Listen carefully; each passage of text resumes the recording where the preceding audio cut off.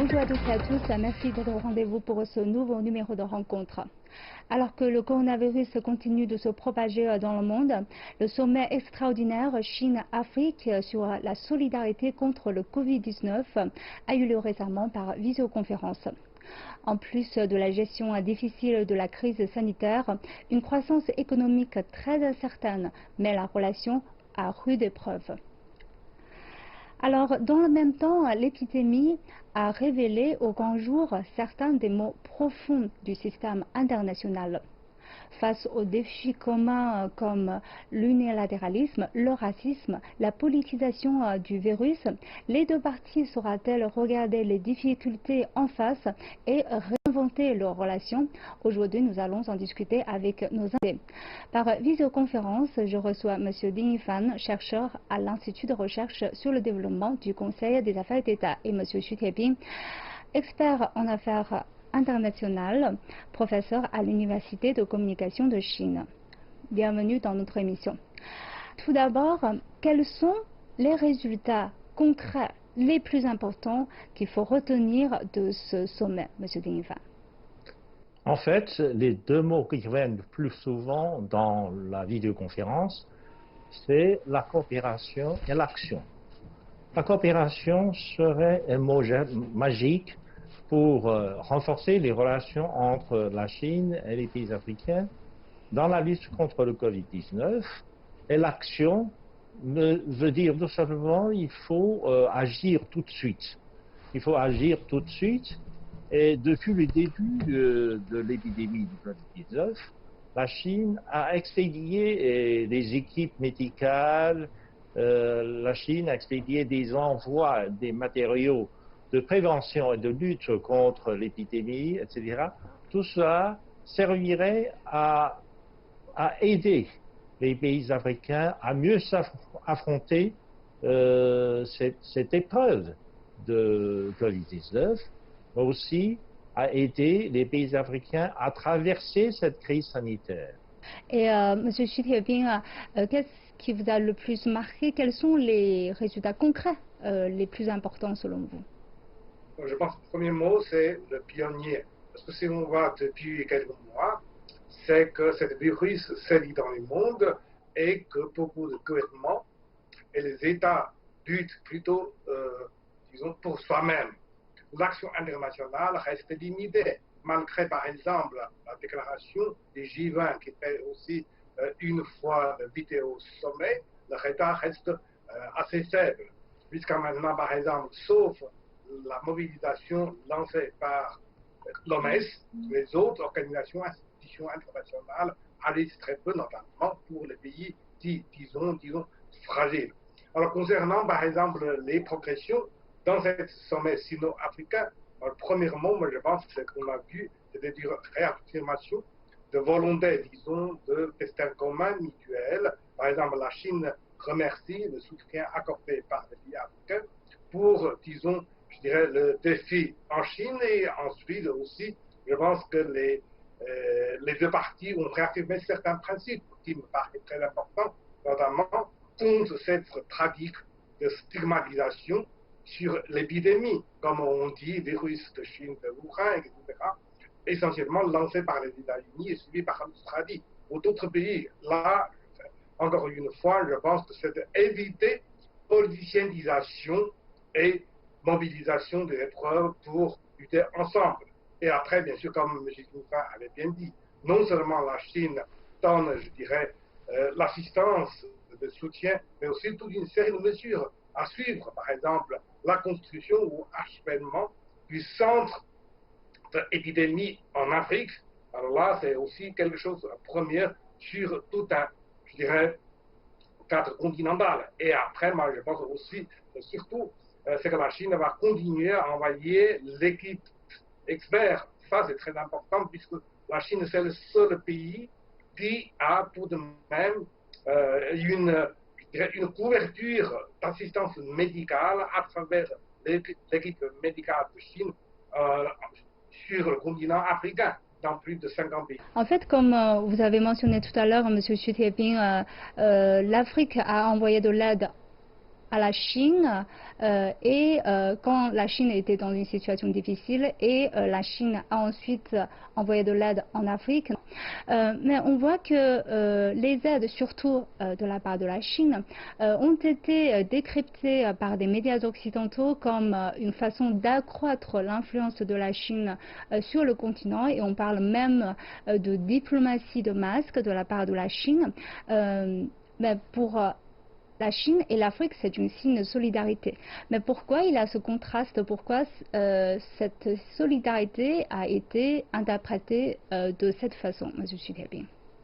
Je pense que si on voit par exemple l'Occident, notamment à travers ces deux poids, l'Amérique du Nord et l'Europe occidentale, reste aujourd'hui de plus en plus affaibli sur l'influence et le maintien de l'ordre mondial.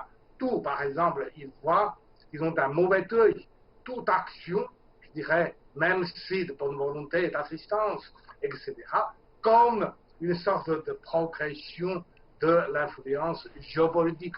Bien sûr, c'est très mal interprété. En revanche, si on voit par exemple, je pense qu'il y en a tout de même pas mal de médias occidentaux professionnels qui insistent, je dirais, la bonne volonté et la nécessité de l'assistance, et ils demandent aussi que des pays relativement riches ou développés à suivre exemple. Bien sûr, je pense, oui, par les médias, disons, de mainstream, c'est-à-dire contrôlés par les partis gauche-droite, disons, traditionnels. Là, je dirais, fait une appréciation tout à fait, disons, infondée. Dans ce cas-là, il faut voir aussi, comme je le dis dès le début, c'est que les institutions internationales ne suffisent pas, ne réagissent pas suffisamment à la hauteur. C'est que ce sommet Chine-l'Afrique sur le coronavirus, c'est créé une épreuve, je dirais, de sans précédent et une action pionnière. Alors, je voudrais demander à M. Ding Yufan, si les médias occidentaux interprètent des actions de la Chine de cette façon, est-ce que cela veut dire qu'ils veulent que la Chine reste le bras croisé comme eux? Oh, c'est un peu bizarre parce que les pays européens et l'ancien colonisateur avaient un peu le moral bas. Donc, ils n'étaient pas très forts, ils n'avaient pas la hauteur morale pour critiquer la Chine. Mais maintenant, aujourd'hui, depuis un certain temps, ils se croient tout permis pour critiquer l'action chinoise en Afrique. Il ne faut pas oublier que souvent, les pays africains, sur le plan de la langue, comme ils étaient des anciennes colonies de l'Angleterre ou de la France, ces pays, ou même de l'Espagne ou du Portugal, ces pays utilisent maintenant des langues occidentales, des langues, l'espagnol, le portugais, le français, et dans la plupart des cas, le français et l'anglais comme langue officielle. Donc, les médias occidentaux continuent à exercer une influence prépondérante dans tous ces pays, pour les médias officiaux, pour les médias officiels, je veux dire, et pour l'opinion publique. Ça reste une influence assez importante. Donc il y a vraiment un manque de canal direct entre la Chine et l'Afrique, parce que en raison de cette barrière linguistique, selon vous. Oui, il y a une barrière linguistique. En dehors de cela, mais la Chine essaie aussi par le canal de CGTN, etc., essaie de pénétrer le continent africain. Mais ça ne suffit pas, parce que si vous allez, par exemple, dans les pays africains, vous allez lire dans les pays francophones, en Afrique, vous avez tous les grands médias. Vous avez les chaînes de télévision françaises, etc., qui ont une influence beaucoup plus grande que le CGTN ou les médias chinois en française ou en d'autres langues occidentales, etc. Donc tout cela, il faut un peu de temps. Mais le résultat est que les actions chinoises en Afrique commencent à avoir des influences. Ça, c'est vrai. Les Africains commencent à prendre conscience que seules les actions chinoises peuvent les aider à se développer. C'est vrai que pendant l'épidémie... Tout dernièrement, je suis non seulement pendant l'épidémie, avant ou après l'épidémie, en Afrique, il y a vraiment un enthousiasme au développement.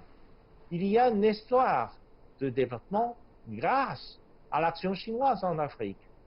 Ce n'était pas le cas il y a par exemple 10 ans, il y a 20 ans, il y a 10 ans, il y a 15 ans même.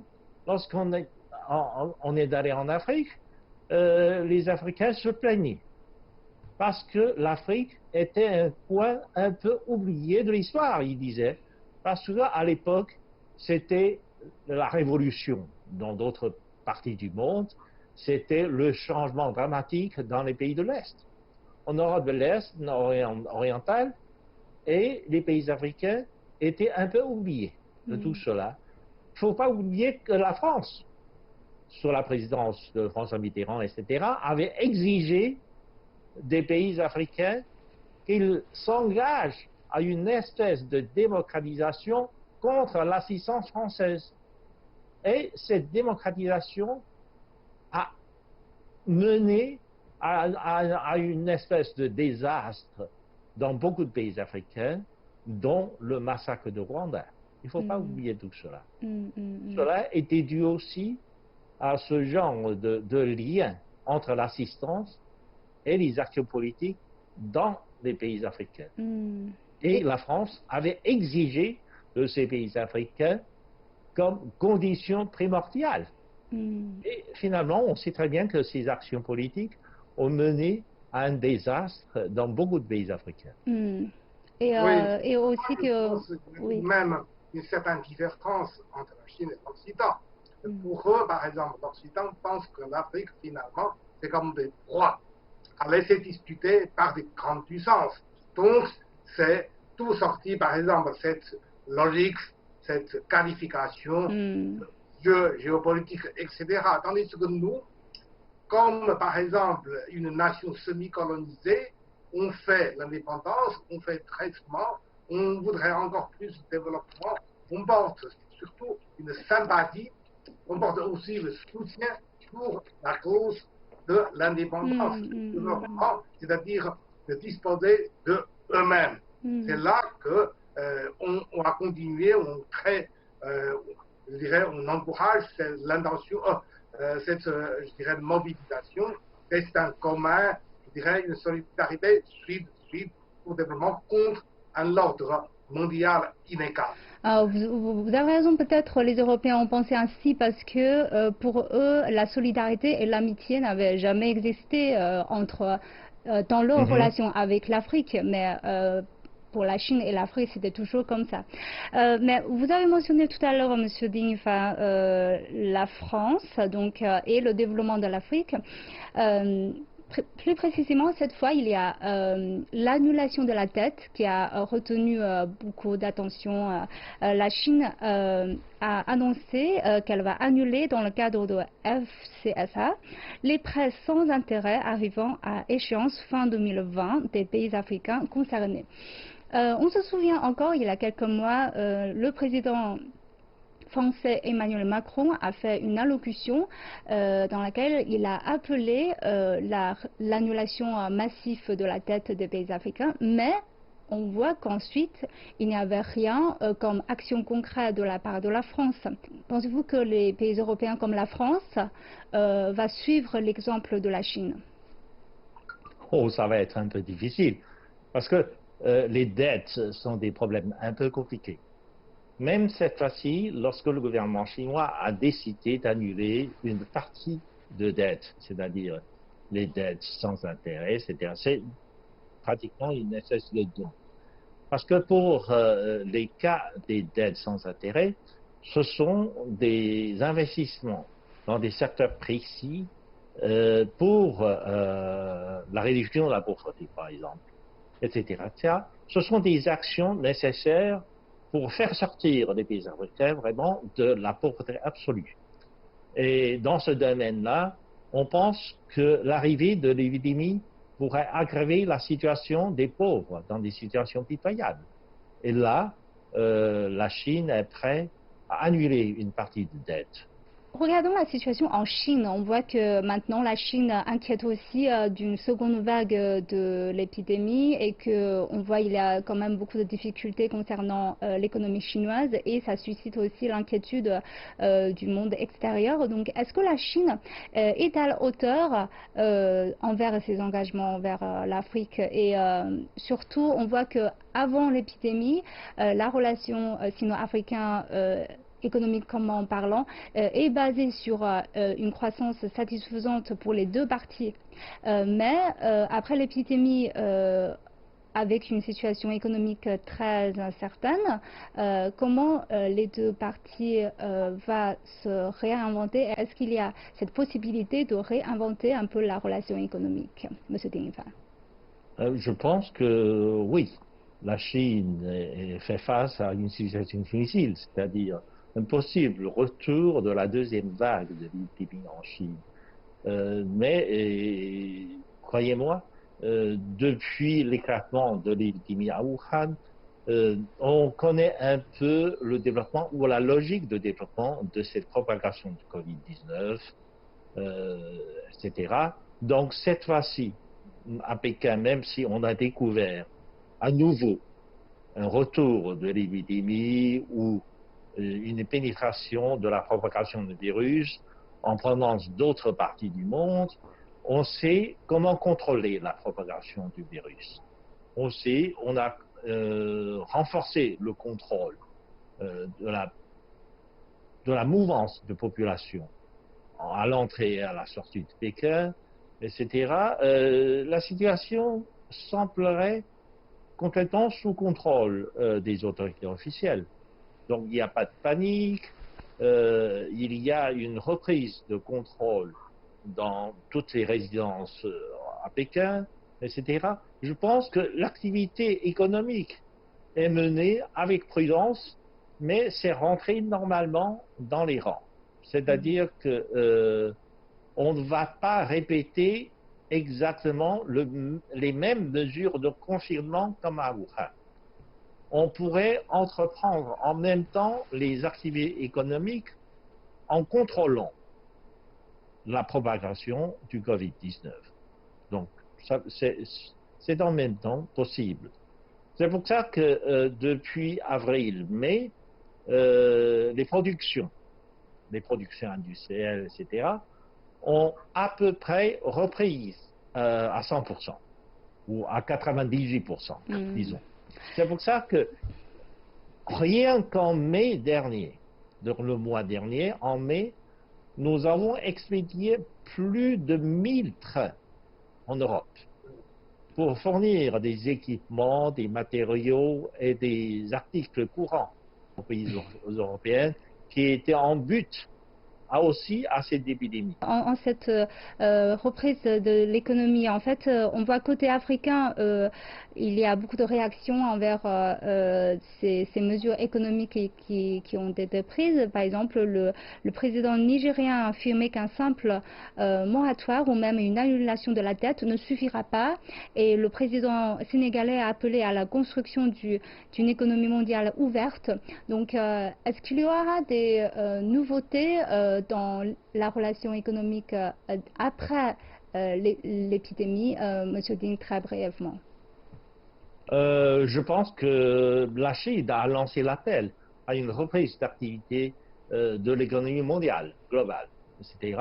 La Chine a appelé à une ouverture, à lutter contre le retour du protectionnisme, parce que jusqu'à maintenant, il y a une tentation de protectionnisme aux États-Unis, qui essaie d'ériger des barrières protectionnistes un peu dans tout cela, bien que finalement, ce qu'on appelle la guerre commerciale entre les États-Unis et la Chine ait commencé avant l'éclatement de l'épidémie. Finalement, cela n'a pas abouti à des résultats très positifs, ni pour l'économie américaine, ni pour la gouvernance mondiale, disons. Et de ce point de vue, je pense que la position chinoise est très importante. D'abord parce que cette année, l'économie mondiale risque d'avoir un taux de croissance négative. Le professeur Xu Deping a dit qu'en Europe, la France, etc., tous ces pays risquent d'avoir un taux de croissance négatif important, de 3 à 4, quelques disent de 6 à 8%. Donc c'est très important. Tandis que la Chine, des grandes économies du monde, la Chine serait la seule qui ait la possibilité d'avoir un taux de croissance positif entre 3 et 4%. Si on compare cela à la vitesse de croissance précédente, bien sûr, il y a déjà un ralentissement important. N'empêche qu'en comparaison avec le reste du monde, la Chine serait l'une des rares économies majeures qui ait encore un taux de croissance positif. Ça, c'est très important, parce que ça donnerait une lueur d'espoir au monde. C'est une lueur d'espoir au monde qui montre que finalement, la Chine serait toujours là, elle serait le soutien nécessaire pour la croissance mondiale. Et M. Xu Deping, quel est votre avis? On n'a pas beaucoup de temps, essayez d'être un peu bref. Deux points. Premier, je suis tout à fait avec M. Deping. Je pense que la contribution de la Chine pour l'économie mondiale, la proportion, va encore augmenter. Oui. Deuxième, c'est que jusqu'à maintenant, c'est que, je dirais, la chaîne mondiale de production, de ravitaillement et de transport n'ont pas été dommagées par, disons, la capacité de production, de transport, etc., mais plutôt par disons, l'arrêt du travail. Donc, dans le reste du temps de cette année, alors pas mal d'acteurs, notamment la Chine, va rattraper et corriger en grande partie cette perte causée par ce virus.